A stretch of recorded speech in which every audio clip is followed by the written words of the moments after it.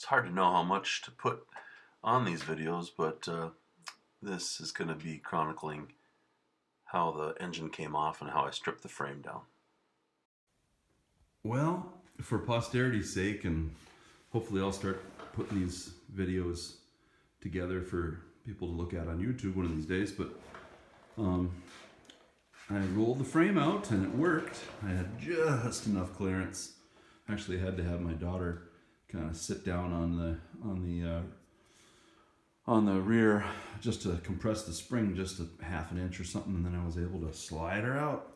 I did put the jack stands back underneath just because, I don't know, it kind of freaks me out a little bit, even though I'm probably a better carpenter than I am a metal worker, but still, it's a lot of weight on those things. So anyway, roll the frame out, and I just couldn't help it. I had to start grinding. So this is about, I don't know, an hour right here, just this side. And I'm pleased to say that it is really nice and solid, although I do notice that back here, even as I get underneath the paint that he put on, there's a lot more rust that he just went over.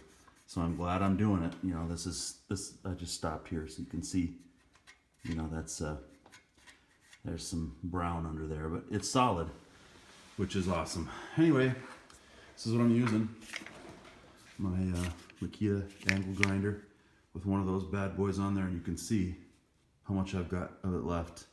Time to switch. And that was about half gone already when I started this side, so I don't know, probably gonna go through half dozen of those or more. Anyway, I'll come back as things progress, and I'm just gonna grind and then grind some more, and then when I'm done with that, I'm gonna grind a little more. You get the idea. Okay, so the upper and lower control arms, I think, is what we've got here. The upper goes in like so.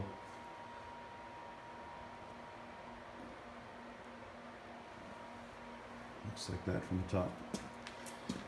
And it all bolts through here and then goes in, and I think I'm going to have to get a wrench in there for the other side of that bolt.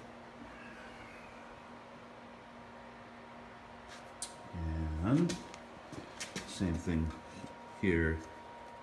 The lower, or I don't know what the heck. I think these are the control, or the trailing arms, and this is the upper control arm, and that must be the lower control arm. I'm not sure if I've got the terminology correct, but Just a quick pause to say those are actually the some frame supports that they started putting on because the frames were cracking from all the torque. So sorry about that. I've learned a lot since doing this a year ago. oops. Not to break stuff here. So yeah, see, the bolt goes through, starts on that side, and then goes through there, and then that goes down to there.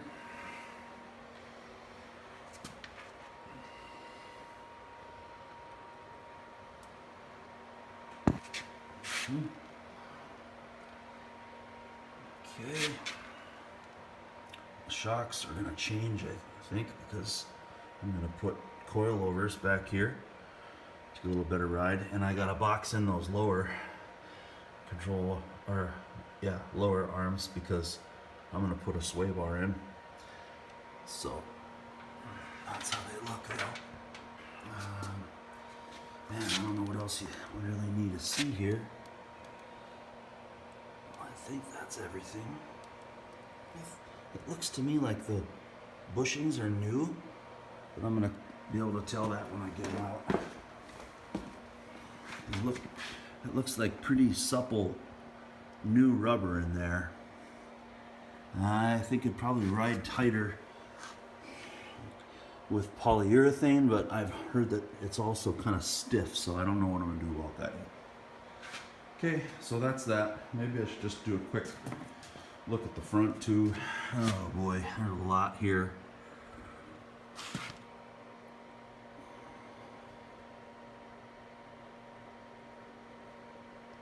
This is the driver's side.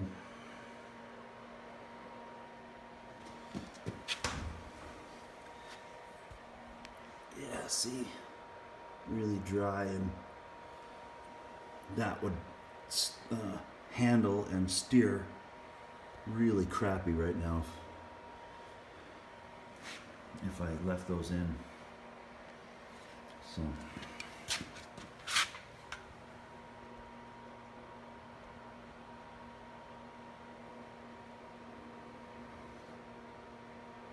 got to get new engine mounts, I believe, for a newer motor than the one that was originally in here. Okay, that's it. Okay, back on the GTO here. I've been sick for a couple of weeks, but I'm finally getting out to try to strip some of the suspension off. So I got all the bolts loose back here with the trailing arms and rear control, upper and lower control arms and stuff, and I just wanted to show, maybe for myself or maybe for somebody else, the process so that I can reverse this in 2 weeks. So this guy came out and I just got it sitting up here right now. The bushings are pretty good. They're rubber, but they're, you know, they're still supple and soft. They're not dried out, but I think I'm probably going to switch them anyway, just to a urethane. But anyway, it goes there, and then that thing goes back there, and it shares the bolt with this, with the upper rear control arm here, which also shares the bolt with the lower, which I've also got loose. And then of course that goes down there, and I've got that loose, which is why it's dropped on the floor right there. But I gotta box those in and then put a bracket on it for the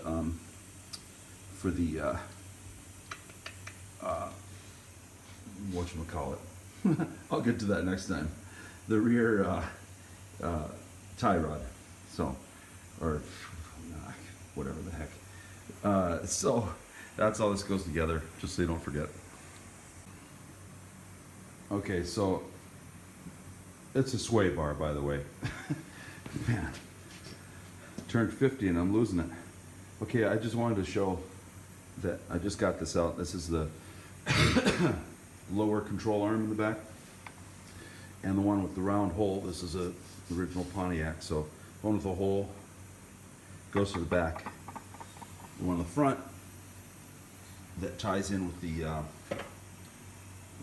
shock mount, I think. Yeah, or below it anyway.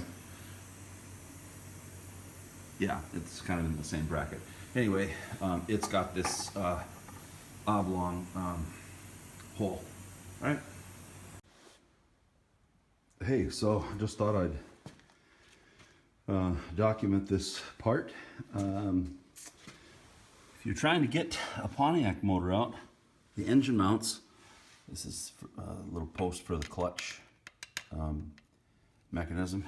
Anyway, right behind that, and I don't know if you're going to be able to see it, but there's a, right back here, there's an engine mount, and the bolts look like this. And unfortunately, they tighten in this way, right in front of the starter, which is a drag. But on the other side, they came out easily. I just had to loosen up the starter and kind of let it drop a little bit. And then I was able to get a long extension nut in there. I don't know, it was 5/8 or something like that. Anyways, so the engine mounts, there's just 2 of them. And so those are done. And I just loosened up all these bolts on the bell housing. There are 6 of them right here. Let's see, here, here, here, and then the same place on the other 3, other side, I mean. And so I'm just kind of prying it loose right now. And I've got a jack underneath it because I'm working by myself, but this is the 350 that was in this car that somebody put in there. Obviously not the correct motor, so just loosening it up right now. Then I'm going to tug it out and rest it back here on the yoke frame support. Back on the GTO here, I did miss a couple little small little bolts. They hold this dust shield or whatever it is to the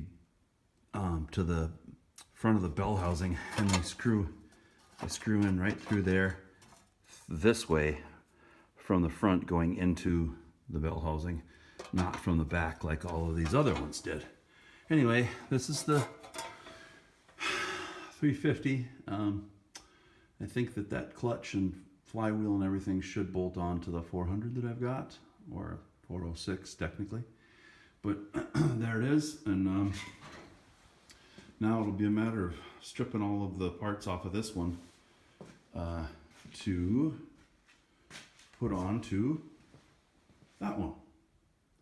That one is about 410, maybe 15 horse. That one is about 225, 235, all smogged up and crappy heads and a bad intake and stuff like that. So anyways, that's I did miss that. Now I just gotta pull it over and put it on that guy. So bye-bye.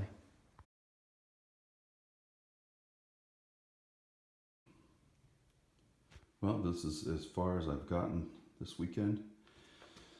I wasn't able to use the spring compressors because they were just a little bit too wide to get up in the bottom of the lower control arm.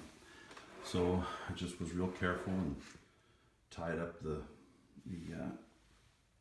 springs onto the frame and then let them down with the lower one with a jack. And I've just been cleaning stuff up, trying to get some of the brake or the power steering fluid off the frame and stuff like that. But I got everything off and I'm polishing, getting all the rust off the bolts and everything. And so the rear end is just the same as it was. Differential's out now. I can roll it, as you can see, freely, so nothing holding it. And I've just about got the top ground off everywhere that I'm concerned about seeing. And so then it's time to flip this puppy over and get it down to metal on the bottom side. So that's where I am, middle of March. I think it took me about a month from the point that I started trying to get the motor out and stripping the frame all the way down. It's pretty exciting when it got to this point though, and I'll keep the videos coming about how I strip the frame from this point. Remember to like and subscribe. I'll see you next time.